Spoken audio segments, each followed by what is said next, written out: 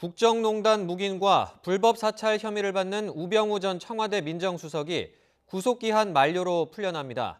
우 전 수석은 불구속 상태로 항소심 재판을 받게 됐는데요. 취재기자 연결해서 들어보겠습니다. 이동헌 기자, 네, 사회부입니다. 우 전 수석이 잠시 뒤에 석방되죠? 네, 그렇습니다. 우병우 전 청와대 민정수석이 구속기한 만료로 2시간 뒤인 오늘 자정을 넘어 서울구치소에서 풀려납니다.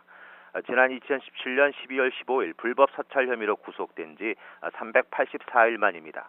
우 전 수석은 박근혜 정부의 국정농단 관련자들을 제대로 감찰하지 못한 혐의 등으로 불구속 기소돼 지난해 2월 1심에서 징역 2년 6개월의 실형을 선고받았습니다.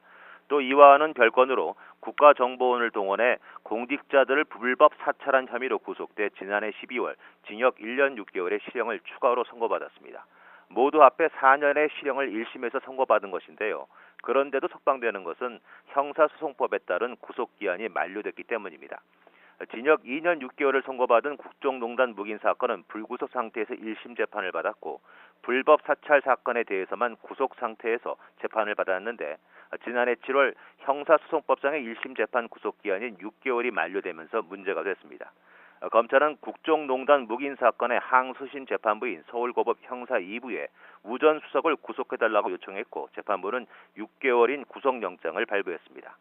6개월 전에 발부된 구속영장 기한이 내일로 끝나게 되자 검찰은 추가 구속영장을 발부해달라고 또다시 요청을 했는데 법원은 이번에는 구속 상태에서 진행됐던 불법 사찰 사건은 1심에서 구속기한이 만료돼 불구속 상태에서 진행됐고 종전 범죄 사실과 같은 내용으로 새롭게 영장을 다시 발부하는 게 가능한지 법리 다툼이 있다는 점 등을 고려해 영장을 발부하지 않기로 했다고 밝혔습니다.